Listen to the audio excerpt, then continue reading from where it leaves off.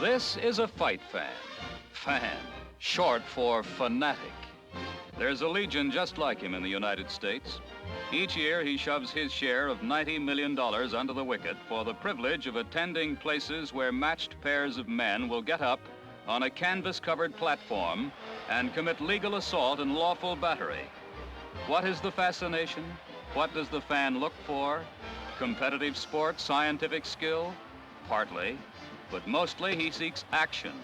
Toe-to-toe body contact, physical violence, the triumph of force over force, the primitive, vicarious, visceral thrill of seeing one animal overcome another.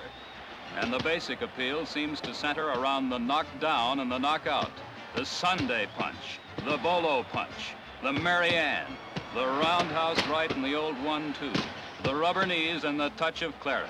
Call it blood, if you will, somebody else's blood.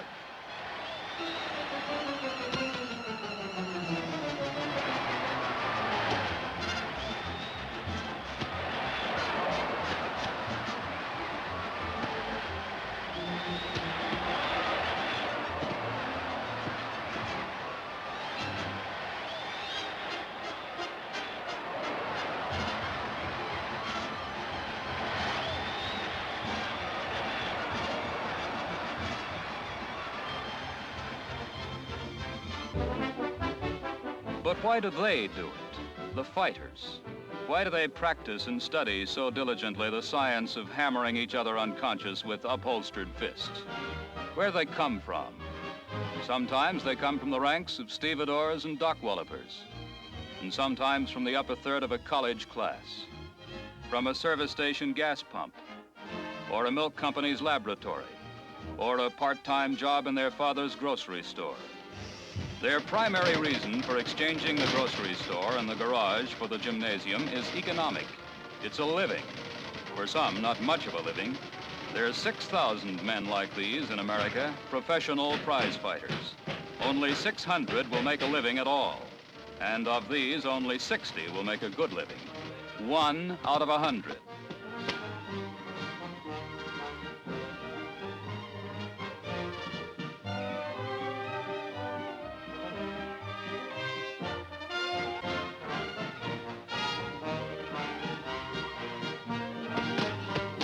But there's the prestige, the thrill of being the neighborhood hero, the crowd cheering for you when you're winning and booing the other boy when you're not. And there's always the great American dream, becoming the champion, best man in your division, darling of the fans and fodder for the sports writers.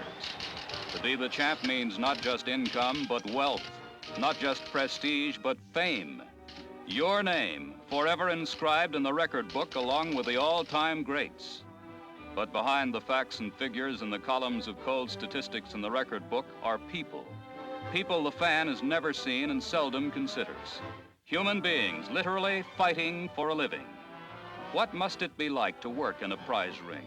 To be paid for punching and being punched? Nat Fleischer, longtime ring historian, is one who knows. Some of the names are national legends. Others are just small type on obscure sport pages. Let's take one name out of the book at random. Say Walter Cartier. What would his story be like? This, then, is the story of a fight and of a fighter. Walter Cartier, middleweight. Today is the fight. Tonight at 10 o'clock will be one of the moments which justify his difficult life.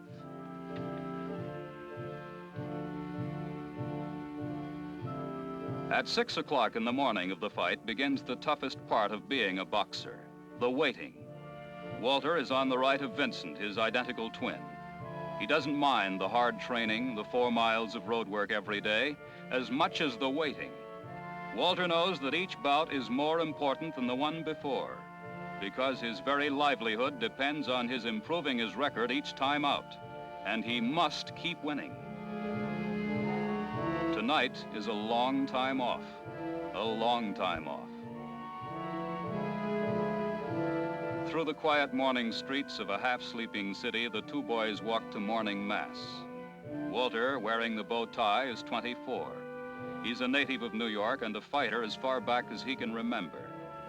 Walter began to do exhibition boxing with his brother Vincent when they were 3 years old. During the war, they fought exhibitions in the Navy where they served in the same outfit.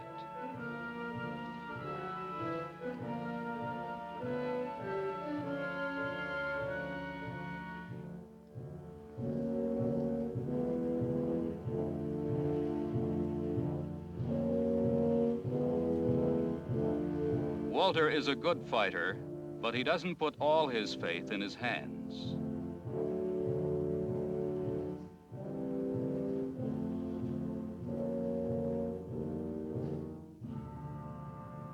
It's important for him to get Holy Communion in case something should go wrong tonight.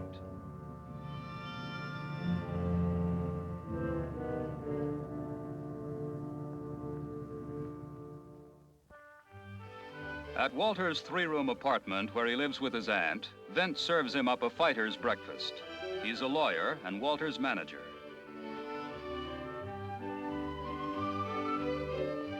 Vince lives out of town, but in the slow hours before every fight, he stays with his brother. Now they live as they used to years ago, the two boys and Walter's dog.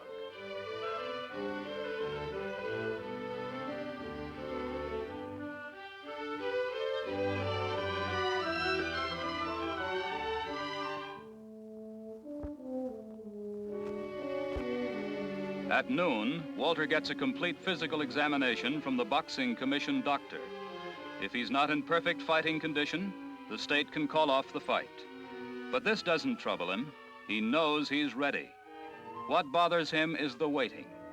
And he thinks of the other boy, his opponent, who's just left here. Is he ready? Is he confident too?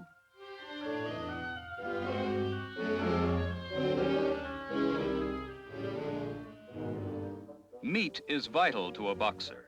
It gives him the raw energy needed for fighting. A friend owns the restaurant, and he often sits proudly like this, with the boy he boasts may someday be champion.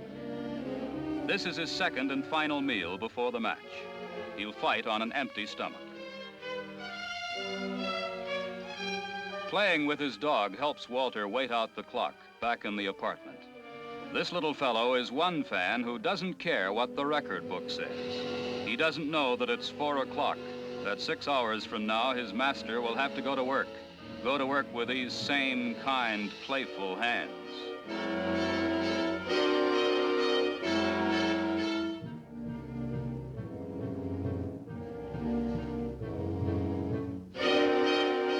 No one ever told Walter to be a fighter.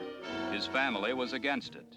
He could have gone to work in a bean wagon or a bank or, like his brother, in a law office. But he picked his profession and mastered it. And these are the tools of his trade, carefully laid out now and ready to be packed.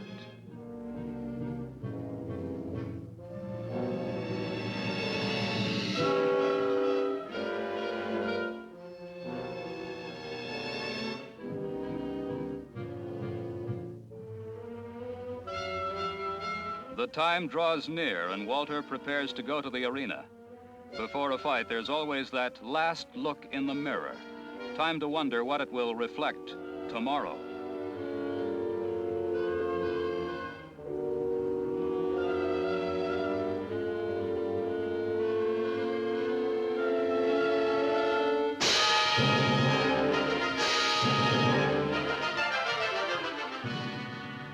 The fight he's riding to now in a friend's car may bring him another rung nearer to being the best man in his weight division. It may knock him right off the ladder.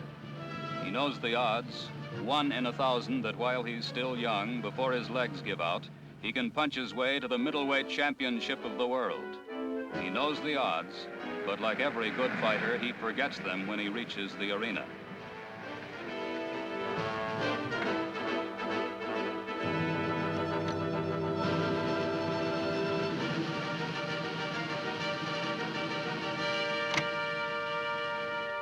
At 8 o'clock in the small, hot dressing room under the stands, Walter moves into the last 2 hours of preparation. In these hours, he can feel his body tightening, but it's a tightness that does not come from lack of confidence. It's the pressure of the last waiting. Here in a place where the walls are so close a man can barely move his body around. If only the fight would come, then everything else would not be so bad. not really bad at all.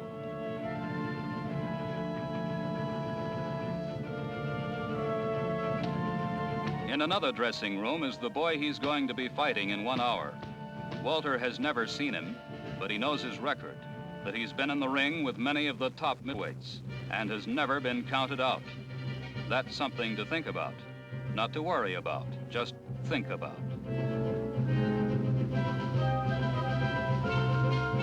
At a time like this, it's almost as if the brothers were going into the ring together. Every blow that Walter takes is going to land on Vince, too, but they don't talk about that.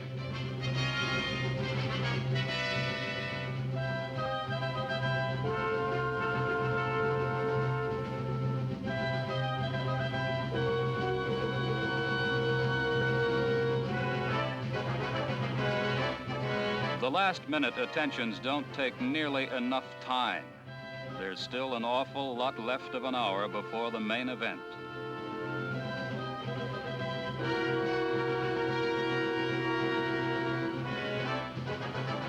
Walter isn't concerned with the hands of the clock now, just his own hands. As he gets ready to walk out there in the arena, in front of the people, Walter is slowly becoming another man. This is the man who cannot lose, who must not lose. The hard movements of his arms and fists are different from what they were an hour ago. They belong to a fierce new person. They're part of the arena man, the fighting machine that the crowd outside has paid to see in 15 minutes.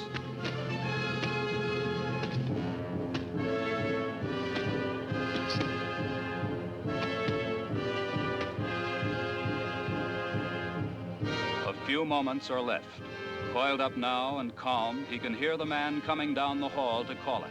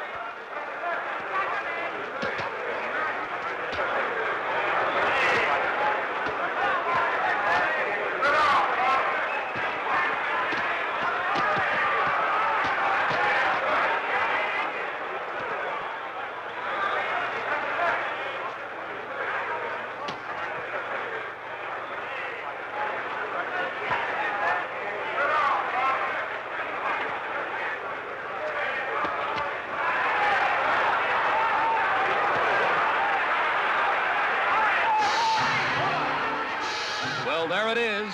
One man has skillfully, violently overcome another. That's for the fan. A KO.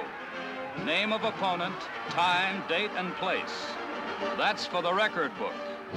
But it's more than that in the life of a man who literally has to fight for his very existence. For him, it's the end of a working day.